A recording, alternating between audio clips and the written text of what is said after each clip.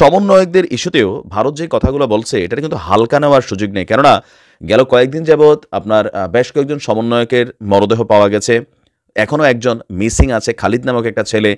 আবার অনেক সমন্বয়কদের বাড়ির সামনে লেখা আছে মৃত্যুর জন্য প্রস্তুতি নাও সমন্বয়করা, এরকম নানান যে বক্তব্য। সেখানে ভারত রয়ের মাধ্যমে কোনো ঘটনা ঘটাতে পারে, অস্বাভাবিক কিছু না, সীমান্ত এরিয়া, এই দেশে সবকিছুই সম্ভব। তো সেদিক দিয়েও কিন্তু বিষয়টাকে হালকা নেওয়ার সুযোগ নেই। Not a single institution. এবং এরা আবার রাজনীতি করতে চায়। আপা আবার রাজনীতিতে আসবেন, শেখ হাসিনা আবার আমাদের চাই, শেখ হাসিনা সরকার বারবার দরকার। You son of bitch, do you understand what you talking about? Sheikh Hasina সরকার বারবার দরকার কিসের জন্য? তোর পাছায় এখন লাঠি পড়ে নাই? তোর পড়ে নাই? তোর সন্তানের পাছায় এখনো লাঠি পড়ে নাই? মানে এখন অপেক্ষা করতেছ ভারতরা সরাসরি এসে লাঠি দিয়ে তোর সন্তানের আর তোর পাছার লাঠি নিয়ে নেবে। 53 ইয়ার্স সবকিছুর কিউমুলেটিভ এফেক্ট হলো এই ফোন, এবং এই ফোনে যেভাবে জানানো হলো সেটা আমার কাছে অ্যালার্মিং মনে হয়। অ্যালার্মিং এই কারণে মনে হয় যে এত বন্ধু একটা সরকারও এই ব্যাপারটা নিয়ে আমাদের প্রধান উপদেষ্টাকে ফোন করছেন। দর্শক, গুরুত্বপূর্ণ একটি ঘটনা। যুক্তরাষ্ট্রের জাতীয় নিরাপত্তা উপদেষ্টা জ্যাক সুলিভান ফোন করেছিলেন ডক্টর মোহাম্মদ ইউনূস অন্তর্বর্তী সরকারের প্রধান উপদেষ্টাকে। তারা আসলে কি কথা বলেছেন? তোমাদের আবারও বলি যে বাংলাদেশের রাজনীতিতে শেখ হাসিনা কখনো পুনর্বাসন হবে না। বাংলাদেশের রাজনীতিতে বর্তমানে যারা আছে আওয়ামী লীগের, এই ম্যাসাকার ঘটনা ঘটানোর পিছে এবং লাস্ট 15.5 বছরে যে আওয়ামী লীগের এমপি মন্ত্রী সুবিধা ভোগ করছে, তারা যতদিন থাকবে বাংলাদেশে, আওয়ামী লীগ বাংলাদেশে পুনর্বাসন হইতে পারবে না। আসসালামু আলাইকুম প্রিয় দর্শক, যে সকল ভিডিও ফুটেজগুলো দেখলেন এতে করে নিশ্চয়ই বুঝতে পেরেছেন আজকের ভিডিওটা কতটা গুরুত্বপূর্ণ হতে চলেছে। তাই ভিডিওটি না টেনে সম্পূর্ণ ভিডিও দেখার আহ্বান করছি। কথা না বাড়িয়ে চলুন ভিডিওটি দেখতে থাকি। আর হ্যাঁ, আপনি যদি এই চ্যানেলে নতুন হয়ে থাকেন তাহলে চ্যানেলটি সাবস্ক্রাইব করে পাশে থাকা বেল আইকনটি অন করে দিন। আর যদি সাবস্ক্রাইব করে থাকেন তাহলে আপনাকে অসংখ্য ধন্যবাদ। যদিও এই বক্তব্যটা একজন বিজেপি নেতার, যিনি বাংলাদেশ সম্পর্কে বরাবরই বিভিন্ন রকম মন্তব্য করে সমালোচনায় আছেন, আর এই মুহূর্তে বাংলাদেশ আওয়ামী লীগের কাছে তার একটা জনপ্রিয়তা তৈরি হয়েছে। কথা বলছি ভারতের পশ্চিমবঙ্গের বিধানসভার শুভেন্দু অধিকারী। তো তিনি শেখ হাসিনাকে ফেরত দেওয়া নিয়ে তার যে মনোভাব প্রকাশ করেছেন, সেখানে তিনি ভারতবর্ষের ইতিহাস, বঙ্গবন্ধু শেখ মুজিবুর রহমানের পারিবারিক ইতিহাস, ইভেন এই সমন্বয়কদের পরিণতি কী হবে, পাশাপাশি ডক্টর মোহাম্মদ ইউনূসের পরিণতি কী হবে, এর পাশাপাশি বাংলাদেশকে রাষ্ট্র হিসেবে তারা কতটুকু মূল্যায়ন করে রাইট নাও, তারই কিন্তু বহিঃপ্রকাশ ঘটেছে। আপনারা সকলে অবগত আছেন যে গতকালকে আমাদের পররাষ্ট্র দপ্তর থেকে ভারতের কাছে কূটনৈতিকভাবে শেখ হাসিনাকে ফেরত একটা চিঠি পাঠানো হয়েছে। পররাষ্ট্র দপ্তর ভারতের, তারা বলছিল যে তারা চিঠির বিষয়ে অবগত আছে, তবে এই বিষয়ে এখন কোনো মন্তব্য করতে রাজি নন। বাট এই মুহূর্তে আপনার কী বলে যে টক অফ দ্য সিটি বা টাউন বা কান্ট্রি আমরা যদি ধরি, শেখ হাসিনাকে কি ভারত ফেরত দেবে নাকি দেবে না, আর এই বিষয় নিয়েই ভারতের বিজেপির এই শুভেন্দু অধিকারীর কাছে ভারতীয় সাংবাদিকদের প্রশ্ন ছিল। তো তার বক্তব্য হচ্ছে যে আমার মনে হয় ভারত সরকার ওই চিঠিটা, বাংলাদেশের এই চিঠিটা ডাস্টবিনে ফেলে দিয়েছে। আর বাংলাদেশের এই নাবালক উপদেষ্টারা, এখানে বিশেষ করে সারজিদ, হাসনাস, আসিফ, তারপর আমাদের যেই বাচ্চারা আছে, তাদের সম্পর্কে বলা হচ্ছে যে তারা ভারতের ইতিহাস জানে না। পশ্চিমবঙ্গ বিধানসভার বাহিরে তার এই বক্তব্য এই মুহূর্তে সোশ্যাল মিডিয়াতে ভাইরাল। তিনি বলছেন যে ভারত বঙ্গবন্ধু শেখ মুজিবুর রহমানকে আশ্রয় দিয়েছিল, বঙ্গবন্ধুর পুরো পরিবারকেও আশ্রয় দিয়েছিল, দালাই লামাকেও ভারত আশ্রয় দিয়েছিল, চীনের মতো শক্তিশালী দেশের রক্তচক্ষুকেও ভারত ভয় করেনি। রাফায়েল তো দূরের কথা, তার শব্দেই বাংলাদেশিরা পালাবে। যারা মুক্তিযোদ্ধাকে জুতোর মালা পরিয়েছে তাদেরকে নিজামির মতন গলায় দড়ি পড়তে হবে। এই রাজাকারের নাতিদের কি অবস্থা হয় সেটা দেখতে থাকুন। এরা অতীত থেকে এখনও শিক্ষা নেয়নি। বাংলাদেশের মুক্তিযুদ্ধের চেতনা এবং যারা আবেগকে অস্বীকার করবে তাদের কপালে আপনার কি বলে যে দড়ি অপেক্ষা করছে। আর এর বক্তব্য হচ্ছে যে আমরা এখানে ডক্টর ইউনূস সাহেব সম্পর্কেও বেশ কিছু কটু কথা বলেছেন। এখন প্রশ্ন হচ্ছে, বিজেপির এই নেতার বক্তব্য কি ভারত সরকারের বক্তব্য? আপনি বিষয়টাকে যদি দেখেন একটু ইলাবোরেট করে বা একটু বড় আকারে বিশ্লেষণে যদি আমরা যাই, এই বক্তব্যটাই কোথাও না কোথাও ভারত সরকারের কিন্তু আভ্যন্তরীণ বক্তব্য।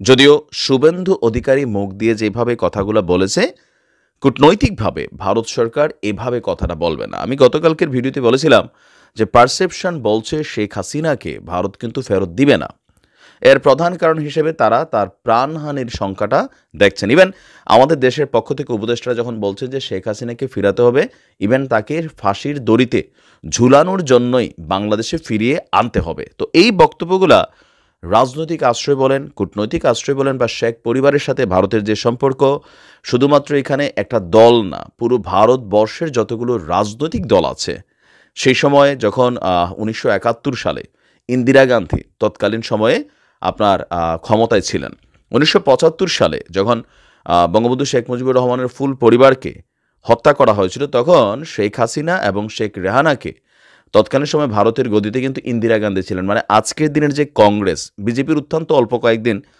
আমরা যদি ধরি 10-15 বছর ধরে তারা ক্ষমতায় আসছে, বাট ওই সময় যেই কংগ্রেস ছিল তারা কিন্তু শেখ হাসিনাকে আশ্রয় দিয়েছিলেন। তো এখন শেখ হাসিনার ইস্যুতেও ভারতের প্রত্যেকটি রাজনৈতিক দল একটা বিশেষ বৈঠক করে। আপনাদের খেয়াল থাকার কথা, তিনি বাংলাদেশ থেকে পালিয়ে যাবার পরপরই ভারতের রাজ্য সরকারগুলো সবাই মিলে এই বিষয়টি নিয়ে আলোচনা করেছে যে শেখ হাসিনার ইস্যুতে ভারত সরকারের অবস্থান কি হবে। দেন দলমত নির্বিশেষে তারা কিন্তু এরকম একটা সিদ্ধান্তে পৌঁছেছিল যে শেখ হাসিনাকে বাংলাদেশে ফেরত পাঠানো হবে না।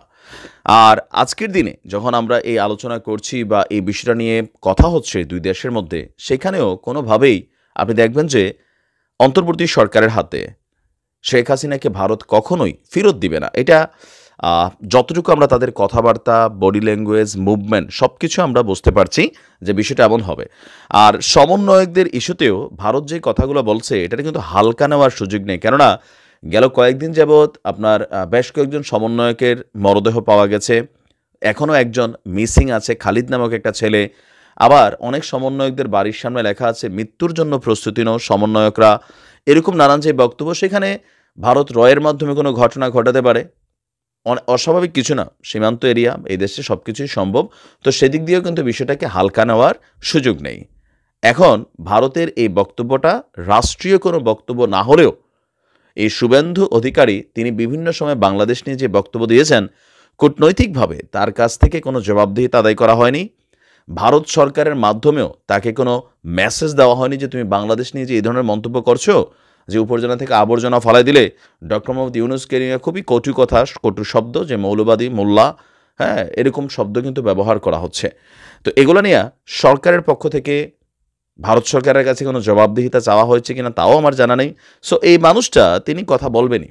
আর যেহেতু এখানে political issue, Sheikh Hasina issue, স্বাভাবিকভাবে বাংলাদেশ আওয়ামী লীগের যারা ফ্যান ফলোয়ার আছেন, নিয়ার অ্যাবাউট 40% পিপল যারা আওয়ামী লীগকে পছন্দ করে, তাদের কাছে শুভেন্দু অধিকারী বা ভারতের এই ধরনের বক্তব্য অনেকটা তাদের কাছে মজাও লাগছে, কারণ ইটস এ চ্যালেঞ্জিং ইস্যু।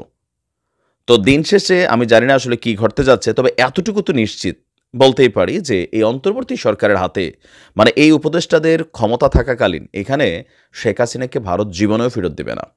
যদিও কখনো তাদের পত্রপড়ানো যে চুক্তি আছে, সেই চুক্তি অনুযায়ী হয়তো পরবর্তীতে কোনো গণতান্ত্রিক দল রাষ্ট্র ক্ষমতায় আসলে, লাইক বিএনপি ক্ষমতায় আসলে হয়তো বা পরবর্তী সময় অন্য কিছু ঘটতে পারে, বাট রাইট নাও ফেরত দেবে না।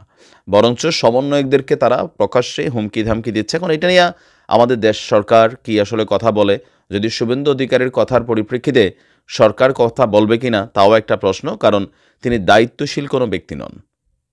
তবে আপাতত শেখ হাসিনার জন্য কিছুটা তো গ্রিন জোন ভারতের এই ধরনের বক্তব্য থেকে তৈরি হচ্ছে।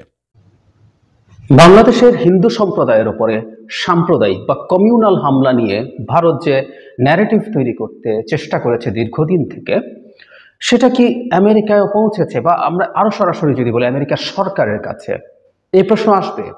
এবং এই প্রশ্ন এর কাউন্টার হিসাবেই আসবে, সেটা হচ্ছে সরকারের দিক থেকে কি আমেরিকাকেও যথেষ্ট পরিমাণ তথ্য প্রমাণ দিয়ে কনভিন্স করা যায়নি? আমরা এর মধ্যে একটা নিউজ দেখেছি, বাংলাদেশের মিডিয়া নিউজটা করেছে, সেটা হলো মার্কিন প্রেসিডেন্টের নিরাপত্তা উপদেষ্টা জেক সালিভান জেক সালিভান আমাদের প্রধান উপদেষ্টার সাথে কথা বলেছেন, এবং সেটা নিয়ে হোয়াইট হাউস একটা স্টেটমেন্ট দিয়েছে, সেটাই বিভিন্ন পত্রিকায় এসছে, আমাদের সরকারও কথা বলেছে। কিন্তু আমি সালিভান বা হোয়াইট হাউস থেকে কি বলা হচ্ছে সেটাই আসি। এবং এই মিটিংটা বা এই ফোনটা মূলত কি নিয়ে হয়েছে সেটাই পরে আসছি, শুরুতে যেটা বলেছিলাম। কিন্তু আরও কিছু কথা আছে, আমি এগুলোকে খুব বেশি গুরুত্বপূর্ণ কথা বলে মনে করি না। আমরা কেউ কেউ এগুলো ধরেও অনেক কিছু মিন করতে পারি, বাট আই বিলিভ এগুলো খুব ইম্পর্টেন্ট না। এখানে যেটা হয়েছে, ডক্টর ইউনূসকে উনি ফোন করেছেন, উনি তাকে তার লিডারশিপের জন্য ধন্যবাদ দিয়েছেন ডিউরিং এ চ্যালেঞ্জিং পিরিয়ড, কোনো সন্দেহ নাই।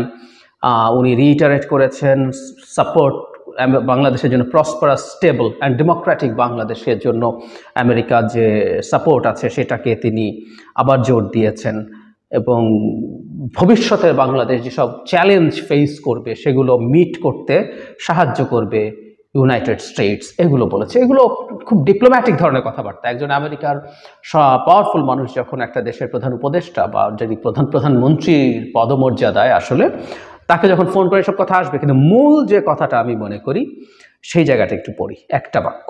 Both leaders expressed their commitment to respecting and protecting the human rights of all people regardless of religion. আমি আবার পড়ি। Both leaders expressed their commitment to respecting and protecting the human rights of all people regardless of religion.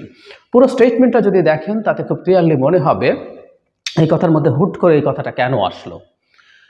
আমরা আসলে নিশ্চিত থাকতে পারি জনাব সালিফান সরকারকে, প্রধান উপদেষ্টাকে ফোন করেছেন এই ব্যাপারে তাদের কনসার্ন জানানোর জন্য, এবং নিশ্চিতভাবেই সেটাকে ডক্টর ইউনূস আমাদের প্রধান উপদেষ্টা জবাব দিয়েছেন এবং কী কী করছেন সেই ব্যাপারগুলো জানিয়েছেন।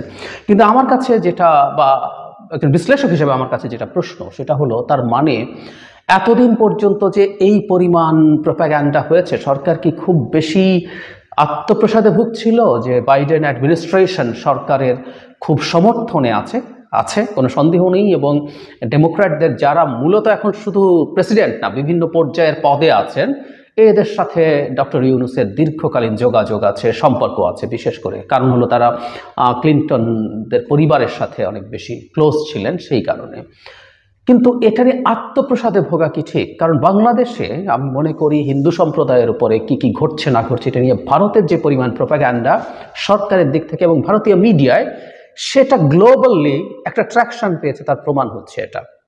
তার মানে আমেরিকার কাছে যে শুরু ভারত বলেছে তা না, আমি ধারণা করি আরও বেশ কিছু পশ্চিমা দেশ যারা এই ব্যাপারগুলোকে খুব গুরুত্ব দিয়ে দেখতে চায়, দেখে, তারাও আমেরিকার কাছে তাদের কনসার্ন জানিয়েছে, এবং সব কিছুর কিউমুলেটিভ এফেক্ট হলো এই ফোন। এবং এই ফোনে যেভাবে জানানো হলো সেটা আমার কাছে একটু অ্যালার্মিং মনে হয়।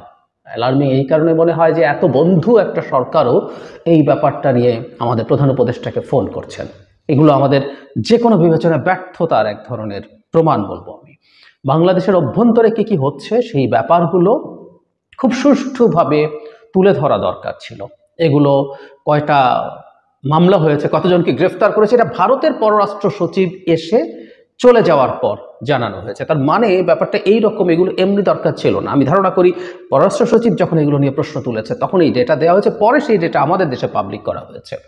নট অনলি দ্যাট, ডিজাস্টারাস একটা খবর হলো, আমরা এটা নিয়ে অনেকেই কথা বলেছি, আমি নিজেও ভিডিও করেছিলাম, সেটা হলো জাতিসংঘে যে তদন্ত দল এসছে তার কাছে অনেক তথ্য সরকার ঠিকঠাক মতো দিচ্ছে না, এর মধ্যে বিশেষ করে নিরাপত্তা বাহিনীর সাথে সংশ্লিষ্ট। এবং একটা কথা খুব জরুরি, তারা জুলাইয়ের 1 থেকে অগস্টের 15 তারিখ পর্যন্ত, মানে শেখ হাসিনার পতন এবং পালিয়ে যাওয়ার পরে 10 দিনের ডেটাও চেয়েছে। সেই ডেটাগুলো এক্সক্লুসিভলি দেওয়া উচিত। এবং আমি সেই ভিডিওতে বলেছি, আজও আবার বলতে চাই, হিন্দু সম্প্রদায়ের উপরে হামলার কারণ হিসাবে যে আমরা শুধুমাত্র রাজনীতির কথা বলছি, মানে তারা আওয়ামী লীগ হিসাবে আক্রান্ত হয়েছেন, একটু ফুটনোট দেই, কারণ দেখি যে বারবার সবাই আবার লেখেন, আমরা কারো উপরে রাজনৈতিকভাবে হামলা হতে পারে বলে মনে করি না, হিন্দু মুসলিম বৌদ্ধ খ্রিস্টান কারো উপরে না। কিন্তু ওইটা ওই কারণে হয়েছে, এটা কমিউনাল ছিল না, বা কিছু হয়েছে লুটপাটের জন্য সেটা। কিন্তু কমিউনাল হামলাও কি কিছু হয়েছে? যদি হয়ে থাকে সেই তদন্তগুলো যদি অল্প হাতে গোনা কয়টা পাওয়া যায় তাতে আমাদের সমস্যার কিছু নাই। একটা সমাজে এই ধরনের মারাত্মক র্যাডিক্যাল ধরনের মানুষ থাকতে পারে যারা অল্প কয়েকটা হাতে গোনা কমিউনাল হামলা করতে পারে। অত্যন্ত ডিস্টার্বিং একটা সিচুয়েশন, যেখানে আইন শৃঙ্খলা বলে কিছু ছিল না, সরকার বলে কিছু ছিল না। সেই জায়গায় এই তদন্তগুলো কি আমরা ঠিকঠাক মতো করেছি? ঠিকঠাক মতো করলে আসলে আমাদের হাতে ডকুমেন্ট থাকতো, এবং এই তদন্তগুলো যদি জাতিসংঘের মাধ্যমে পরিপূর্ণ হতে পারতো তাহলে সেটার একটা ইন্টারন্যাশনাল গ্রাউন্ড থাকতো, এবং এটা ভারতের ন্যারেটিভকেও খুব শক্তভাবে কাউন্টার করতে পারতো। কিন্তু আমরা দেখছি মূলত নিরাপত্তা বাহিনীর চাপে ওই রিপোর্ট সমকালে যেটা এসেছিল তার ইঙ্গিতটা এরকমই। সরকার এটা পূর্ণাঙ্গ তদন্ত হতে দিচ্ছে না, পূর্ণাঙ্গ তথ্য দিচ্ছে না, তার ভিত্তিতে একটা অসম্পূর্ণ রিপোর্টই আসতে যাচ্ছে। ফলে এটা এখন সামনে দাঁড়িয়ে যাবে যে আমাদের ক্ষমতাসীন সরকার লুকাচ্ছে, কোনো কিছু লুকানোর চেষ্টা মানে হচ্ছে আপনার মধ্যে কোনো সমস্যা আছে, কোনো 2 নম্বরই আছে। আমি আশা করি এই যে জ্যাক সালিভানের এই যে ফোন এবং সেখানে ভারতের যে ন্যারেটিভ সেটা নিয়েই মূলত তিনি কথা বলেছেন সোজাসাপটা বলতে গেলে। এই ব্যাপারগুলো নিয়ে সরকারের খুবই সতর্ক হওয়া দরকার। আমি সরকারের মধ্যে আত্মপ্রসাদ দেখতে পাই মাঝে মাঝে। এটা কখনো কোনোভাবে যেন না হতে পারে। ক্রমাগত তাকে কাজ করে যেতে হবে এবং তাদের মনে রাখতে হবে ভারতকে আমরা নানান সমালোচনা করতে পারি, ভারত মিথ্যা প্রোপাগান্ডা করে, ওটা করে, সেটা করে, কিন্তু বহুবার আমি আমার ভিডিওতে একটা কথা বলেছি, ভারতের সোশ্যাল ক্যাপিটাল, ভারতের সফট পাওয়ার, আমি যদি বলি সফট পাওয়ার আনবিলিভেবলি বড়, আনবিলিভেবলি পাওয়ারফুল।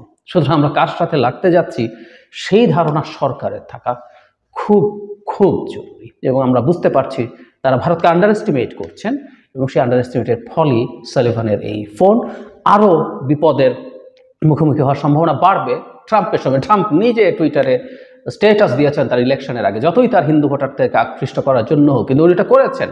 এই প্রবণতা তাহলে 20 তারিখের পর থেকে আরও বাড়বে। আমাদের প্রস্তুতি আমি দেখছি না, আমরা সম্ভবত বিপদে আরও বেশি পড়তে যাচ্ছি। প্রিয় দর্শক, সম্পূর্ণ ভিডিওটি দেখার জন্য আপনাকে ধন্যবাদ। ভিডিওটি দেখে কি উপলব্ধি করতে পারলেন তা কমেন্টে লিখুন। ফিরছি আগামী কোনো ভিডিওতে নতুন কোনো টপিক নিয়ে। ততক্ষণ পর্যন্ত ভালো থাকবেন, সুস্থ থাকবেন, এই শুভকামনায় আজ এ পর্যন্তই। আল্লাহ হাফেজ।